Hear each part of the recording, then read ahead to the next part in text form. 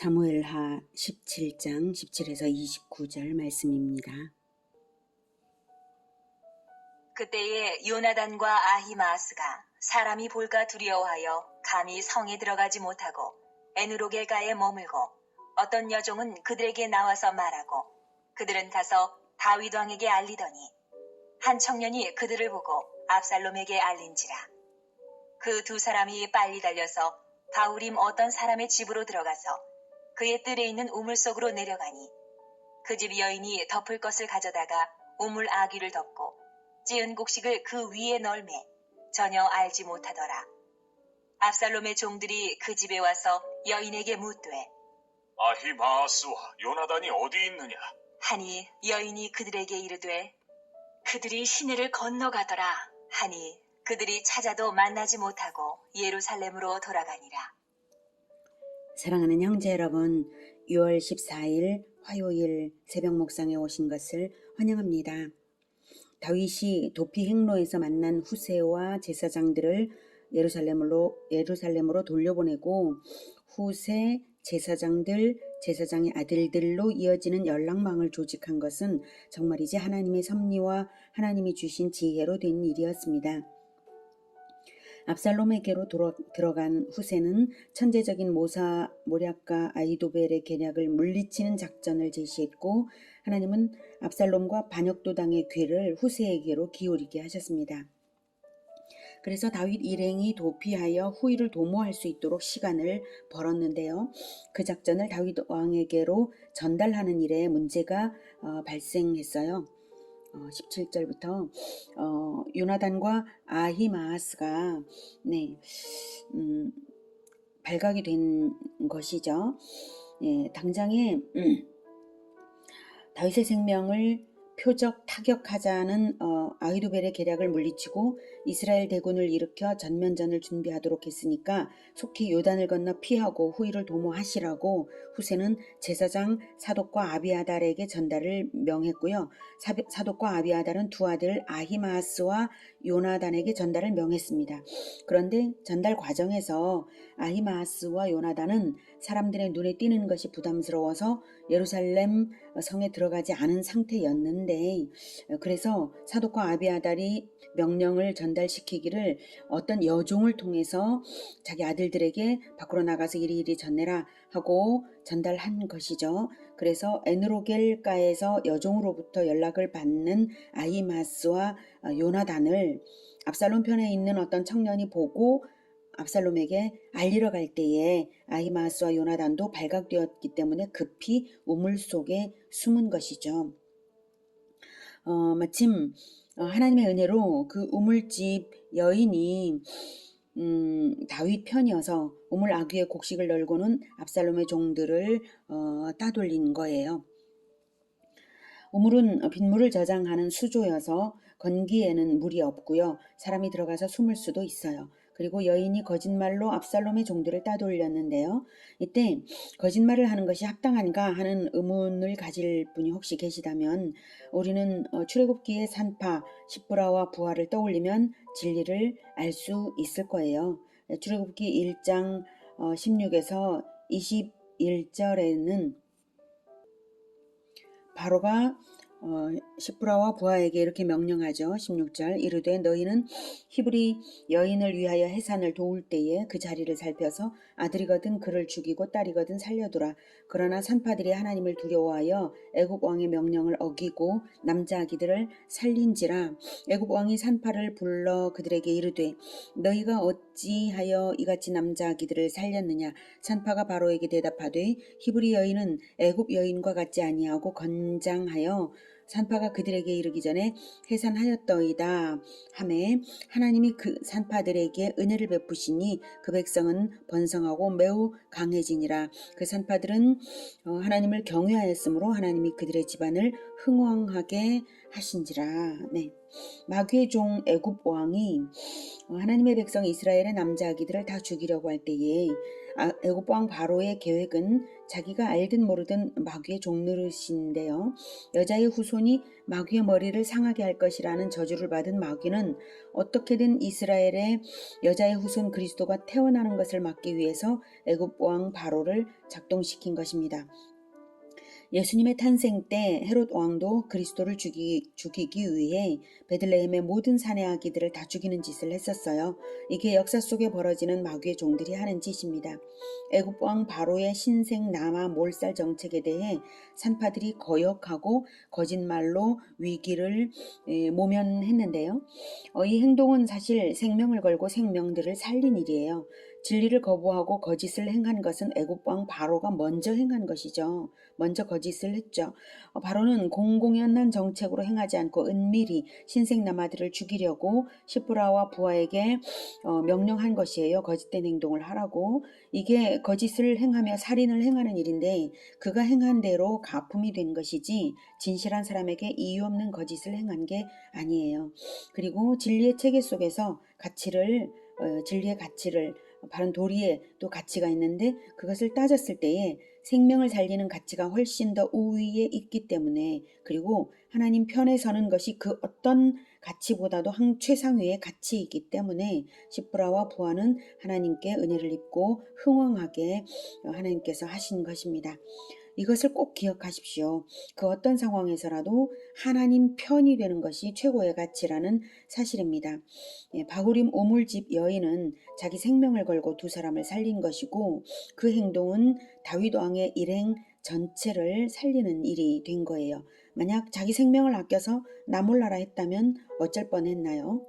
거짓의 아비 마귀의 앞잡이들을 거짓말로 따돌린 것은 그들의 행위대로 그들에게 돌려주는 것에 불과하고요. 하나님의 종들을 살린 것은 하나님께 크게 상 받을 일인 것이죠.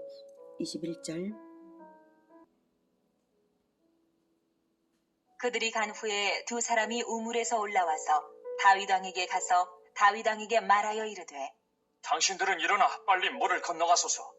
아히도벨이 당신들을 해하려고 이러이러하게 계략을 세웠나이다. 다윗이 일어나 모든 백성과 함께 요단을 건널세 새벽까지 한 사람도 요단을 건너지 못한 자가 없었더라. 네, 이렇게 다윗 일행이 후일을 도모할 시간을 벌고 생명을 구하여서 안전한 곳으로 피하게 된 것은 하나님의 섭리로 대적 마귀의 계략을 헛되게 만드셨고 하나님의 백성들이 생명을 걸고 하나님 편에 서서 하나님께 협력했기 때문입니다. 23절. 아히도벨이 자기 계략이 시행되지 못함을 보고 나귀의 안장을 지우고 일어나 고향으로 돌아가 자기 집에 이르러 집을 정리하고 스스로 목매어 죽음에 그의 조상의 묘에 장사되니라. 다윗 일행이 요단을 건넜다는 것을 압살롬에게 뒤늦게 보고되었을 것입니다. 그 보고를 들은 아히도벨은 이제 자기가 더 이상 마련할 대책이 없다는 것을 직감했어요. 압살롬이 전 이스라엘에서 군사를 모집하는 동안 다윗 왕에게도 역시 군사들이 모일 것이고 전쟁에 익숙하고 생명을 건 용장들이 있는 다윗은 이미 준비할 시간을 가지기 때문에 그 어떤 전략으로라도 압살롬을 이길 것이 분명하다는 것을 안 것이죠. 그러면 자신의 운명은 불을 보듯 뻔한 것이라고 생각한 아히도벨은 자살을 선택했어요. 그 정도로 아히도벨은 앞날을 내다보는 탁월한 전략가였습니다. 참으로 한심한 것은 그런 출중한 지혜를 가진 자가 왜 다윗을 보호하시는 하나님의 섭리를 생각하지 못하고 마귀의 종노릇을 했을까 하는 점이죠.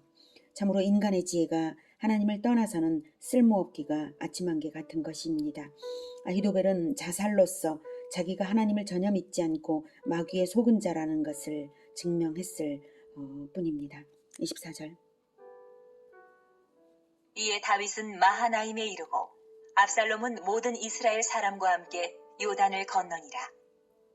압살롬이 아마사로 요압을 대신하여 군 지휘관으로 삼으니라. 아마사는 이스라엘 사람 이드라라 하는 자의 아들이라. 이드라가 나하스의 딸 아비갈과 동침하여 그를 낳았으며 아비갈은 요압의 어머니 스루야의 동생이더라. 이에 이스라엘 무리와 압살롬이 길르앗 땅에 진친이라. 다윗이 요단 건너 도착한 곳 마하나임은 천연의 요새 지역입니다. 그리고 압살롬은 후세의 계략대로 이스라엘 전 지역에서 군사를 모집해서 자기가 참여해서 요단을 건넜는데요. 길르앗 땅, 즉 방어물이 없는 평지에 진을 쳤습니다. 병력적으로는 압살롬이 우위에 있겠지만 군사 전략적으로는 다윗이 우위에 있는 것을 지형적으로도 다윗이 우위에 있는 것을 알 수가 있습니다. 압살롬이 총사령관으로 발탁한 사람은 아마사인데요. 요압의 사촌이고 이스라엘 사람이 아니었던 이방인 출신 귀화자 이드라의 아들입니다. 아마사의 어머니도 이방인 나하스의 딸 아비갈인데요. 다윗 왕의 이복 누이입니다. 즉 다윗의 어머니가 전 남편 나하스에게서 낳은 두 딸이 스루야와 아비갈인 것이죠. 27절. 다윗이 마하나임에 이르렀을 때에 암몬 족속에게 속한 라빠 사람 나아스의 아들 소비와 로데발 사람 암미엘의 아들 마길과 로글림 길르아 사람 바르실레가 침상과 대야와 질그릇과 밀과 보리와 밀가루와 볶은 곡식과 콩과 팥과 볶은 녹두와 꿀과 버터와 양과 치즈를 가져다가 다윗과 그와 함께한 백성에게 먹게 하였으니 이는 그들 생각에 백성이 들에서 시장하고 곤하고 목마르겠다 함이더라. 다윗이 안전한 요새 지역으로 들어왔지만 식량과 쉼을 위한 장비가 필요했는데요. 마침 하나님께서 돕는 사람들을 붙여주셨어요. 먼저 27절에 보면 암몬 족속에게 속한 라빠 사람 소비는 아마도 전에 다윗이 암몬 수도 라빠를 정복할 때에 나하스의 아들 중 하나에게 자비를 베풀어서 그 지역의 통치자로 임명했을 텐데요. 그가 바로 소비였을 것으로 추정되고 있습니다. 즉 소비는 자기에게 은혜를 베푼 다윗에게 은혜를 갚는 것입니다. 그 다음 로데발 사람 암미엘의 아들 마길은 요나단의 장애인 아들 무비보셋을 따르던 자입니다. 전에 다윗이 무비보셋에게 은혜를 베풀어 준 것을 알고 있으므로 다윗에게 협력하는 것입니다. 다음은 로글림 길르앗 사람 바르실레는 당시 부자였는데요. 그가 살던 길르앗 지역이 항상 아람족의 침략에 피해를 입던 터에 다윗의 세력이 강력해져서 자기들이 안정을 누릴 수 있었기 때문에 감사의 마음을 가지고 있었던 것입니다. 이들이 가져왔던 이 많은 물자들은 정말이지 가뭄의 단비처럼 힘을 솟게 했을 것입니다. 하나님께서 위기 중에도 은혜를 베푸시며 자기 백성들을 보호하시는 손길이 이들을 통해서 나타나고 있는 것입니다. 다윗이 회개하며 겸손으로서 징계를 받아들이고 하나님의 주권에 복종하며 언약을 믿었기 때문에 언약 안에서 은혜를 베푸시는 하나님이십니다. 하나님은 그 어떤 위기 속에서라도 뜻하지 않은 방법으로 믿는 자들을 도우시는 분이십니다. 중요한 것은 하나님의 주권에 순종하며 언약을 믿는가, 이것이 우리에게는 중요할 뿐입니다. 또한 다윗이 전에 베푼 은혜로운 행실대로 되갚아 주시는 하나님이십니다. 행한 대로 갚으시는 하나님께서 다윗에게 징계도 행한 대로 징계도 내리시지만 또한 행한 대로 은혜와 상도 함께 베풀고 계시는 것입니다. 오늘은 행한 대로 갚으시는 하나님께서 아히도벨과 압살롬은 죽음의 길로, 다윗은 생명의 길로 인도하시며 은혜 베푼 대로 은혜로 되갚아 생명력과 용기를 더하고 계시는 하나님을 보여주셨습니다. 또한 하나님은 하나님 편에 서는 자들을 사용하시고 계신 것을 여러 번 보여주시고 계신데요. 하나님 편에 서는 일이 그 어떤 가치보다도 최상위의 가치라는 것도 함께 기억하시기 바랍니다. 우리가 언제든지 은혜 베풀 마음을 가지고 행하며 그 어떤 위기 속에서도 낙심하지 말고 하나님 편에 서고 하나님의 언약과 은혜로우심을 믿고 힘있게 나아가야 하겠습니다. 하나님을 신뢰하는 굳건한 믿음과 하나님의 은혜가 우리 모두에게 충만하기를 기원합니다. 기도하겠습니다. 은혜로우신 하나님, 하나님은 또한 공의의 하나님이십니다. 행한 대로 갚아주시는 하나님이시오니 우리가 오직 하나님의 아들 예수님께서 우리에게 행하신 그것을 본받아서 은혜를 베푸는 자들 되게 하여 주시옵소서. 그리고 늘 하나님 편에 서겠습니다. 그리고 예수님을 본받겠습니다. 주님, 우리가 어떤 잘못을 했든지 늘 하나님의 징계를 달갑게 받으며 하나님의 주권을 믿으며 언약 안에서 언약을 바라보며 끝까지 은혜를 기대하며 나아갈 수 있도록 주님 도와주시옵소서. 늘 하나님께서 우리를 보호하시며 끝까지 도우실 줄 믿습니다. 하늘과 땅의 모든 권세를 가지신 주 예수님께서 우리가 복음화 제자화의 길에 서 있는 것에 늘 함께 도우시며 가시는 줄 믿습니다. 하나님의 언약을 온전히 성취하실 것을 기대하며 언약을 주신 예수 그리스도 이름으로 기도드립니다. 아멘. 이어지는 시간은 개인 기도 시간입니다.